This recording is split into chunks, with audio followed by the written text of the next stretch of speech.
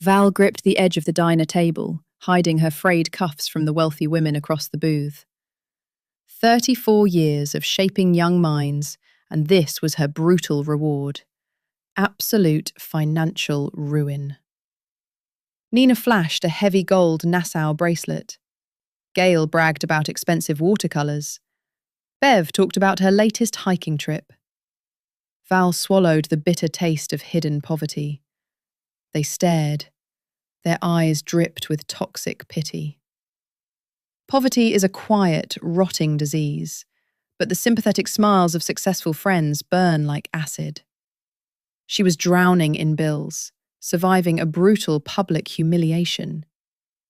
Would you just sit there and let them watch you sink? Dean called that Sunday evening. Val recognized the tone instantly. A grown son calling to beg for money speaks in heavy, suffocating pauses. He carefully walked around his own pride. "Mum, we took Mikey to the orthopedist," he mumbled. "If he doesn't get corrective shoes, his arches collapse. Then the knees go, then the back. They're $380. Chris is on unpaid leave, and my shift's got cut. We just can't swing the mortgage, and this too. Can you do 200? Val stood paralysed by the dark window, staring down at the damp October leaves in the church parking lot. Her son's hesitant voice broke her heart. $200. She ran the agonising math. She counted every penny the exact same way she used to ration cheap oatmeal for 25 hungry toddlers. Her monthly Social Security check brought in exactly $13.40. Rent devoured $7.75. Medicare copays snatched another $2.40. Her blood pressure medicine, joint cream, and the melatonin she desperately needed to escape the deafening silence since Earl died cost $180. She was being completely nickel and dimed. Groceries took $4.40. A bare-bones phone bill was $45. Total remainder? Negative $3.40. Negative $3.40 isn't a math problem. It's a dark, breathless prison cell. $200 subtracted from a negative reality. She gripped the receiver. "Of course, sweetheart," she whispered. It was a desperate, fragile lie wrapped around an absolute impossibility. Friends, tell us in the comments right now, where are you from, and does your Social Security actually last you to the end of the month? Has anyone ever judged you for struggling to pay the bills while they lived comfortably? Hit that like button so this story reaches the hard-working people fighting that exact same silent battle. Val thought the walls of her tiny apartment were finally closing in for good. But a rusted metal toolbox, buried in a dark closet, held the secret to an empire she hadn't even built yet. She just needed to drag it into the light. A voice came through the wall. Donna, the neighbour, whose voice carried through drywall with the clarity of someone who considers walls a suggestion. Donna talked to her daughter every evening at volume, and Val heard every word without wanting to, the way you hear a siren. It enters whether you invite it or not. Tonight, Donna said, "Val next door hasn't gone out in 3 days. The hallway smells like nothing. She's not even cooking." Val stood in the kitchen and heard herself described as an absence. Not cooking, not going out, a smell of nothing, and thought, that's accurate. And accuracy from a neighbour's mouth hurts more than opinion. Morning, 5 a.m. No alarm, the body remembered the daycare schedule. Feet on the floor before the brain agrees. Kitchen, kettle, oatmeal on water, the window facing the church parking lot where on Saturdays they held rummage sales and Val never went, because rummage sales are for people who buy things, and buying things requires the kind of money that doesn't exist at negative $3.40. She opened the closet. 3 by 5 feet, no window, bulb on a string. Earl's duffel, olive green, packed 4 years ago, untouched, because unpacking means admitting, and admitting means letting go. Behind the step stool, leaned against the wall, a rectangle of birch plywood, 2 feet by 16 inches, sanded smooth.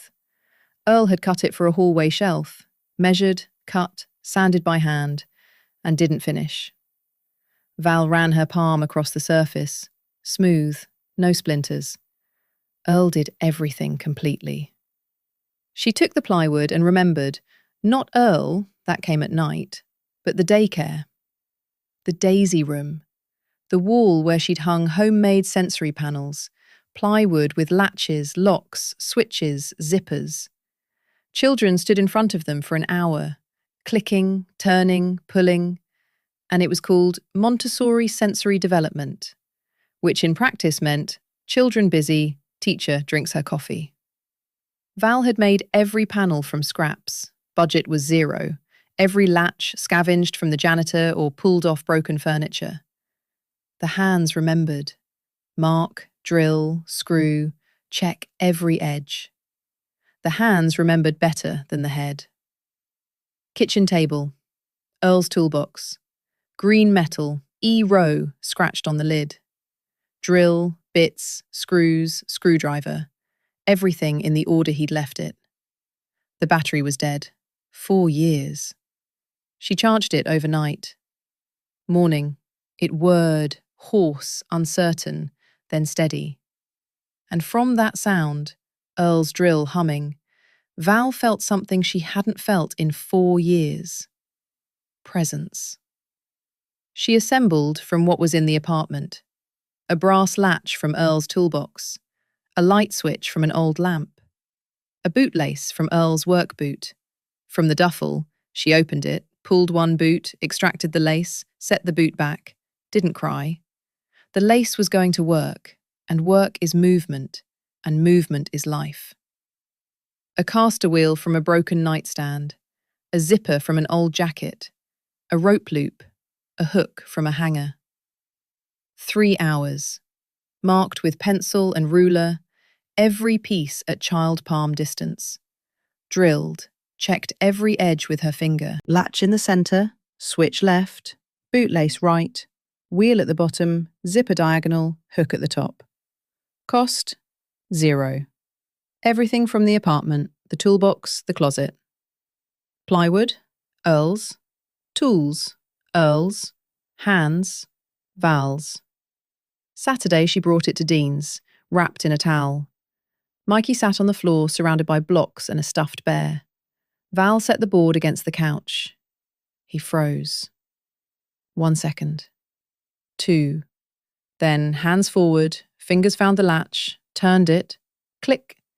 And he startled at the sound, looked at Val, clicked again, laughed.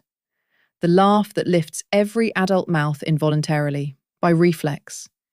Reached for the wheel, spun it, and the wooden hum filled the room, and Mikey spun and laughed, and the laugh was a child finding the most interesting thing in the world. 90 minutes. Chris stood in the kitchen doorway, face moving from surprise to calculation, and Val recognized that calculation, the look of someone having an idea. Chris took photos. The board, Mikey with the board, Mikey's fingers on the latch, and posted to the daycare parent chat. My mother-in-law made a sensory board from scraps. Mikey played 90 minutes straight. Latches, locks, wheels, all real, all wood. Anyone want one? 1 hour later, Chris showed Val the phone. 11 messages. Where to buy? How much? Will she make one for us? Better than the plastic ones from Amazon. My son would play for hours. Val read them and felt something rising. Hot, quick.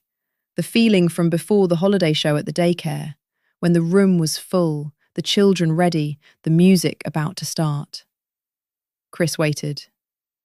Val, the mums want more. Can you? More meant plywood, hardware, screws. Money she didn't have. And the question she feared, what are people willing to pay for a board made from a closet? She looked at Mikey, clicking the latch with the focus of a demolition expert, and thought, the latch cost $2 at the hardware store, and 90 minutes of Mikey's silence is priceless. And between $2 and priceless, there's a price that needs naming. I can, but I need plywood and hardware. I'll collect prepayment from the mums. They'll cover materials. The hardware store on Linden Avenue smelled of sawdust, varnish, and the iron and oil scent of things that build other things. Stan behind the counter, 50s, beard, apron, the kind of man who knows every latch by feel, listened as Val described what she needed. Latches, brass, small, turning tongue. Got 'em, $2 each. Light switches, the kind that clicks soft. $3.50, white, spring-loaded. Small padlocks with keys. $5, miniature, key on a chain. Stan paused. This for a kid? For a busy board, sensory panel. I was a daycare teacher. I know what a busy board is. My daughter bought a plastic one online. Kid played 2 days, threw it under the bed. Plastic's plastic. Stan said it with the expression tradespeople wear when discussing the fake version of something they sell the real version of. Brief, contemptuous, earned. Val bought materials for 3 boards. Plywood, Baltic birch, sanded, low formaldehyde. She checked the stamp on the edge, and E1 gave her satisfaction because it meant safe for children, and she knew this from the daycare, where the director once called her in about a shelf that was wrong grade, and since then the letter E and the number 1 were welded into memory. Total supplies for 3, about $75. Cost per board, $25. Chris had collected $80 per board from 3 mums, prepayment, and 80 minus 25 was 55. And 55 times 3 was 165. And 165 was almost the 200 Dean needed. She made each board different, and this was the secret she didn't recognise until Chris said it. First, latch, switch, lace, wheel, zipper, hook. The Mikey board, replicated.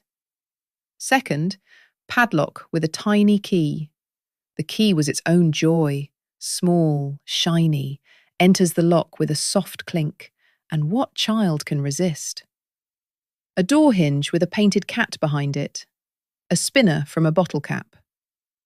Third, 2 locks, a chain latch and a gear wheel that meshed with another. Turn one, the other moves, and a child's eyes go wide with the first understanding of how the world connects. Each board unlike the last. The way children in a classroom are unlike each other, each with a different set of buttons that make the eyes light up. 3 boards, 1 week. Mums picked up at Dean's. 3 envelopes, 80 each. $2.40 in Val's pocket, and the pocket, which for 4 years had held keys, tissues, and nothing else, felt different, heavier, with the particular weight of earned money, which is lighter than borrowed money, and heavier than gifted money, and Val knew the difference because she'd carried all 3. Saturday, the shoe store. Mikey in corrective shoes, beige, stiff-backed, walking across the floor with the careful steps of someone trying out new feet. Chris paid $180 on her card. Val, $200 cash. The clerk rang it up without looking, and Val thought, she doesn't know what's in those bills. 7 latches, 3 light switches, 2 padlocks, 1 bootlace from a dead man's shoe. And she doesn't need to know, because money spends the same regardless of its origin. And the origin of this money was a closet, a duffel, and 3 hours with a drill. The diner lunch, this October. Same corner booth, same pie, same 5 women. Nina, Bahamas photos. Gail, new watercolours. Bev, kayaking. And you, Val? Val set her fork down, looked at 4 pairs of eyes and said, I make busy boards, and I sell them. Sell hung in the air. At this table, nobody had ever said that word. Here people travelled, painted, blogged, but didn't sell. Nina raised an eyebrow. Busy what? Val explained. Board, latches, locks, wheels. Showed photos. 3 boards. Mikey with the latch, round eyes. Gail. Val, these are beautiful. Sculpture for fingers. Bev leaned in. How much? 80? Cost 25? Val, that's a 70% margin. Nina was quiet. Then, without the cruise tan or the pity, Val, you're not stale. You're working. And working landed next to the pie plate and weighed more than last year's stale. Because stale is a verdict and working is a fact. And the fact won. Dean found out through Chris. Mum, 3 boards for $240? Seriously? You're 70. I'm 70, Dean, and my drill hand is steadier than yours. Pause. Skepticism hadn't left, but it shifted. Fine. Check your screws. Kids scratch easy. Check your screws was Dean's way of saying, I worry. Directly wasn't his style, but through hardware he could manage. Donna through the wall, on the stairs between floors. Val, you making those for money? For money, Donna. On Amazon, sensory boards are $25. Plastic, colourful, lights and sounds. Who's paying 80 for your wooden things? Val looked at her neighbour and answered. The ones whose kids play 90 minutes instead of 2 days. Donna huffed and left, and through the wall that evening told her daughter, neighbours making boards with latches. $80 for wooden screws. Crazy house. Val smiled. Crazy House described a daycare, a kitchen workshop, and life in general. And in all 3, children are happy. And the rest is detail. Thursday. Chris forwarded a message from the director of Little Minds Learning Centre. Saw your busy boards in the parent chat. Need 5. Themed kitchen, workshop, farm, space, ocean. 120 each. For our new playroom opening in 2 weeks. Can you do it? 5 boards. 600 total. Almost half of Val's monthly social security. Themed meant a new level. A story on each board. Kitchen, a faucet knob and a tiny grater. Workshop, gears and a bolt with a nut. Farm, doors with painted animals. Space, toggle switches and an LED. Ocean, a helm wheel and an anchor hook. Each theme was a holiday show at the daycare. Plan, build, reveal, and the children should gasp, and if they don't gasp, the show failed. I can do it, Val wrote, half up front for materials. 300 arrived the next morning. Val went to Stan's, and Stan listened with the focus of a craftsman shown a blueprint. Faucet knob, chrome, from a valve, $4, turns with a satisfying squeak. Miniature grater, stainless, $2, edges sanded. Toggle switches, metal, 3 for $6, click up-down with weight and seriousness. Gears, interlocking pair, $5, turn one and the other follows. Stan laid out hardware the way a surgeon lays out instruments, and Val touched, turned, clicked, checked with her finger. Sharp? Pinching? Loose? And Stan watched her hands, quick, precise, and said, You've worked with hardware before. Not hardware, children. Children are harder. 10 days, 5 boards. Kitchen. Chrome knob centre, grater left, edges hand sanded. Val ran her pinky along every edge, the way she checked the playground slide. Pinky safe? Child safe. Wooden spoon on a chain. A little door that opens to a painted pot with curly steam. Workshop, her favourite, because this was Earl. His toolbox, his hands. A real bolt, M8, from Earl's toolbox, mounted so a child turns the nut along the thread, and the nut resists because real things resist, and a child who turns a real nut knows the difference before one who turns plastic. Interlocking gears. Spin one, the other follows, and the eyes go wide. Farm. a door with a painted cow, a bell that rings when opened. Space. Toggles and a small LED on a battery Val soldered herself. Earl's soldering iron. First time using it, first joint came out crooked, but it held, and the light glowed warm yellow, and Val's cosmos turned out homemade and warm. Ocean. A helm wheel that turns smooth, an anchor hook, a rope threaded through grommets. Pull and a painted fish rises from blue fabric. Water. Day 11. 5 boards stood on the kitchen floor, leaning against the wall. Kitchen with steam, workshop with gears, farm with a bell, space with a glow, ocean with a helm. The 9x6 kitchen had become a gallery, smelling of varnish and acrylic, and Val stood looking with the quiet pride that says, "I made this, and it's good." Chris photographed each one. Director responded in an hour. "Beautiful. Bring Monday. And bring documentation, material safety data sheets and CPSC compliance for children's products." CPSC compliance. 3 words that cracked the pride the way ice cracks under a foot. Looked solid, wasn't. Val called Chris. "What's CPSC compliance?" "Proof the product is safe for children. For a learning centre, it's mandatory. Inspections, liability. Plywood has formaldehyde levels. Paint has toxicity.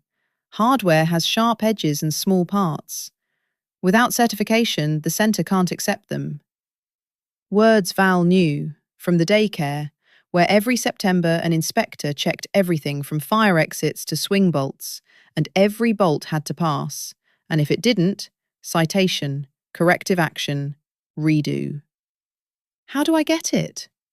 Material safety sheets, from the supplier, product testing, at an accredited lab, ASTM F963, that's the toy safety standard.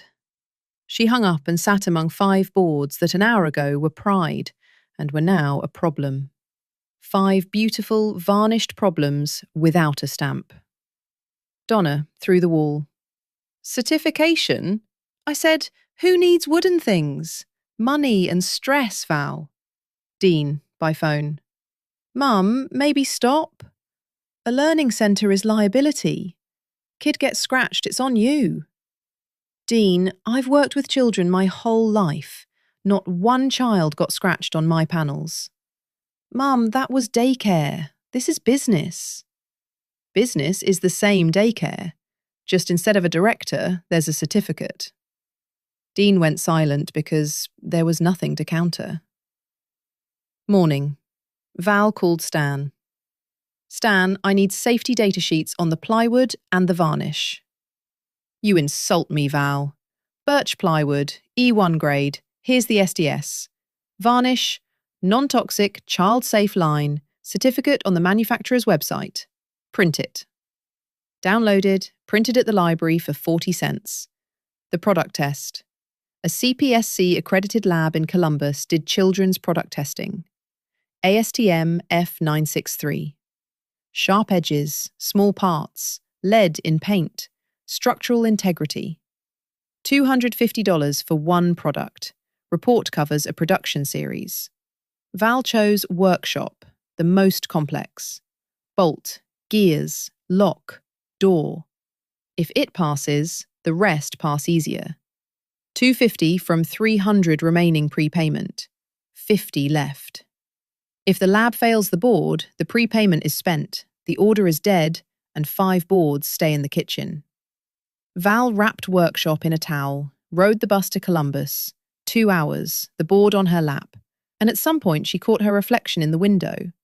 A 70-year-old woman on a greyhound, with a busy board wrapped in a towel.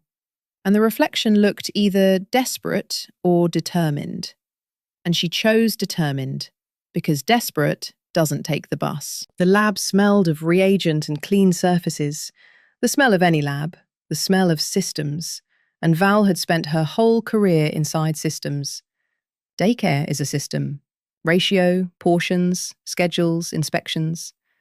And the smell felt familiar in a way that tightened her chest. "What are we testing?" Sensory board, children's product, birch plywood, non-toxic varnish, brass and stainless hardware. You a manufacturer? I'm a daycare teacher, but the difference is small. 5 business days. The boards stood in the kitchen, indifferent to bureaucracy. Donna could be heard telling her daughter the whole saga.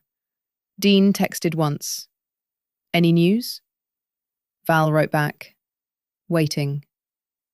And waiting was the honest word for 5 days of checking her phone every hour and sleeping badly and thinking about toggle switches and lead content and whether Earl's bolt would hold under 50 newtons of force, whatever a newton was. She'd looked it up, about 11 pounds of pull. Mikey weighed 22. She'd tested the bolt by hanging a bag of flour from it. It held. Friday. Email. Test results attached. Val opened the PDF on her phone, squinting. Sharp edges, none detected. Small parts accessible to a child, none detected. Structural integrity of hardware under 50 newtons load, no deformation. Paint toxicity, within limits. Product complies with ASTM F96323. Val sat at the kitchen table and looked at the words. Complies, none detected, within limits, and felt the specific relief of someone whose work has been measured by a stranger and found correct. She'd known the board was safe, the way she'd known every panel at the daycare was safe, because the hands that made it had checked every edge, every screw, every join. But knowing and proving live in different rooms, and the proof was the one that opened the door. Monday. 5 boards in Dean's truck. Dean drove, paid gas. Mum, you're not bussing 5 boards to a learning centre. People will think you're moving. Little Minds occupied a first-floor storefront on Maple Street. Bright sign, glass door, the smell of childhood. Play-Doh, poster paint, wet mittens on a radiator, and something from the kitchen. Oatmeal, maybe. And from that smell, Val felt a pang, because oatmeal in a children's place smells the same everywhere and always. And the smell was 34 years of the Daisy Room compressed into one inhale. Director Ellen, 42, glasses pushed up, the pace of someone whose schedule has no empty lines, met them in the hall. 5 boards stood in a row in the new playroom, bright, carpeted, mint walls, at the eye level of a 2-year-old, and the room changed, became alive, tactile, audible. The farm bell trembled in the draft, the ocean helm rocked. The space LED glowed warm. Ellen reviewed the documents: plywood SDS, varnish certificate, ASTM lab report. Nodded. Signed the acceptance form. Official, with columns for item, quantity, price. And Val signed too, and her signature, round, teacher script, with a curl on the R, landed next to the director's. And it felt solemn and slightly absurd, the way signing feels when you're doing it for the first time and don't know what to do with your hands after. 300 balance today. And a question, Val. Do you do personalised, with the child's name? We have a birthday gift programme. Every enrolled child gets a gift from the centre. A busy board with their name would be perfect. Personalised. Same board plus birch letters cut with a jigsaw, plus an hour, plus $2 in material. Price, $150. Because a name is personal, and personal costs more than generic. And a mother giving a board with her child's name pays not for plywood, but for the feeling that the gift is one of a kind. I do. Any name. Birch letters, tactile, you can feel them.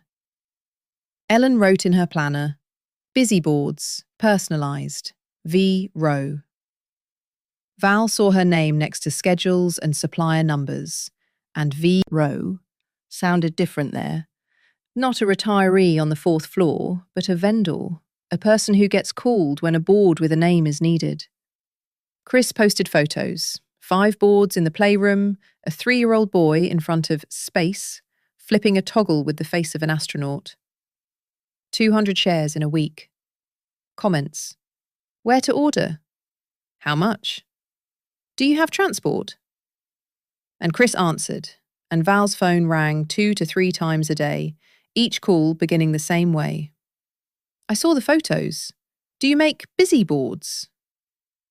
By the end of November, 10 orders. 3 basic at 80, 240.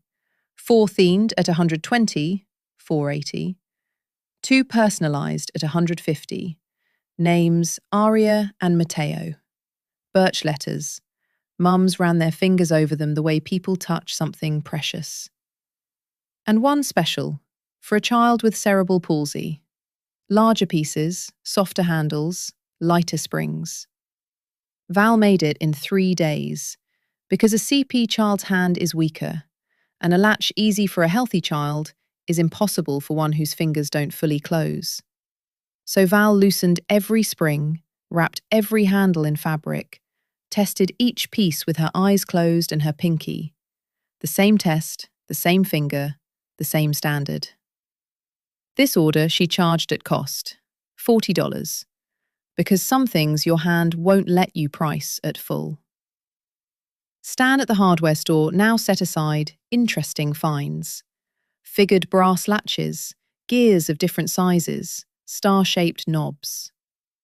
Val came weekly, and Stan laid out novelties the way a jeweller displays stones. Spinner on a bearing, silent, smooth, $3. Magnetic catch, clicks without a spring. Val touched, turned, fitted each one mentally to a board. Every piece a new sound, a new motion for small hands. And the eyes would go round, and the world would get more interesting. And all of it for $3.02 with a drill. Dean came in December, climbed to the 4th floor without complaint, which was new. Stood in the kitchen doorway, looking at the workshop. Blanks, drill, varnish, 3 boards in progress. Mum?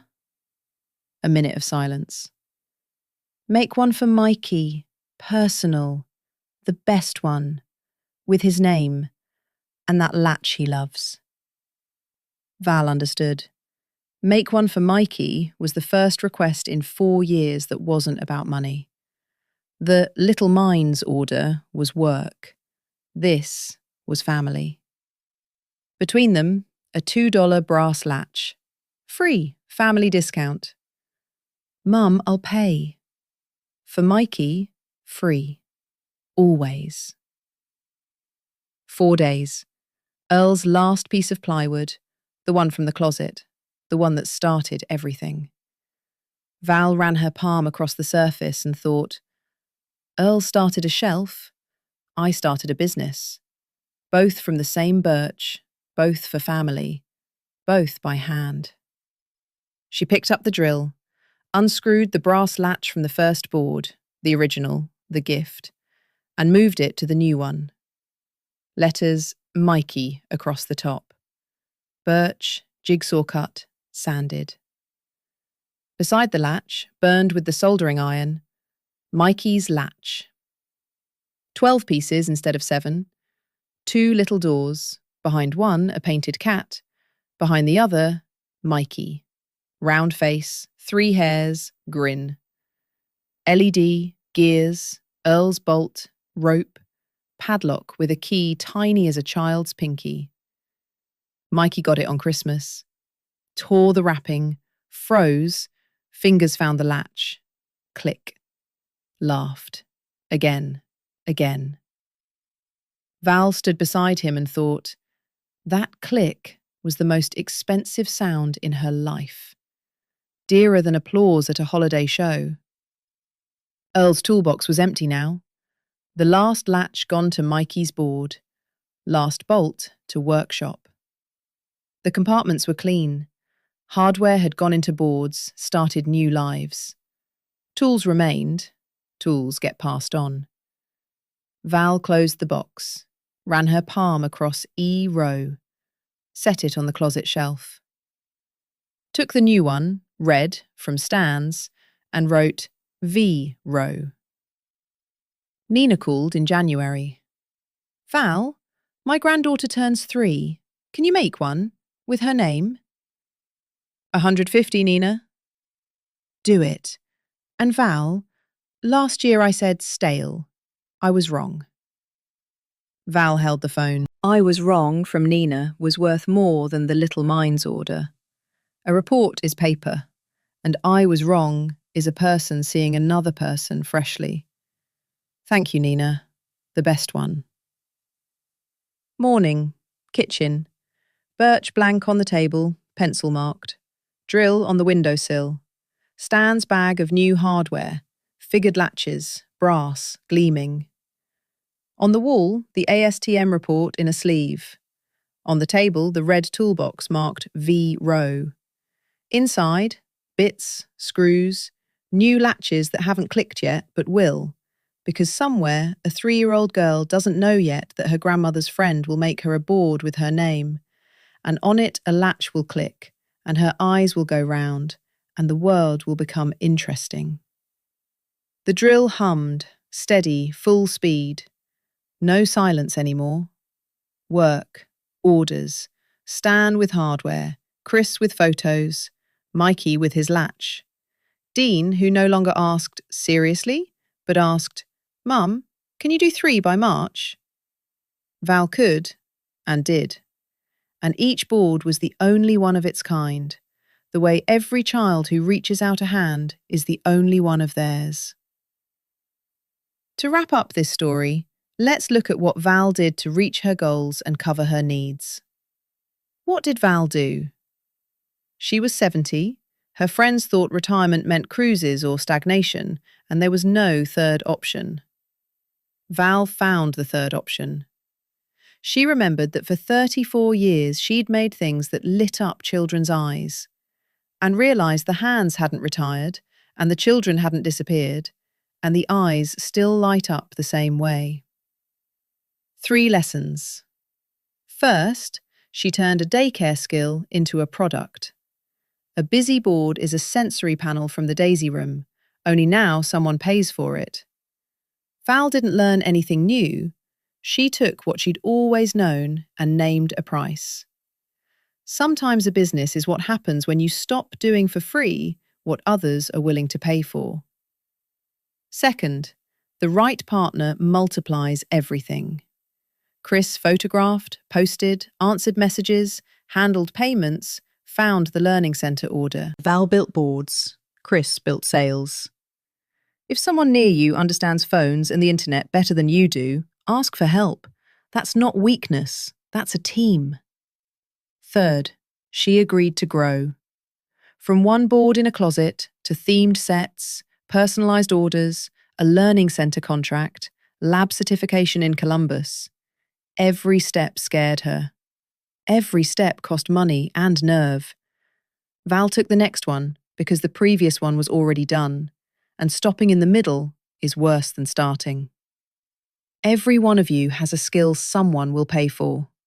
Knitting, sewing, woodwork, cooking, tutoring, repair.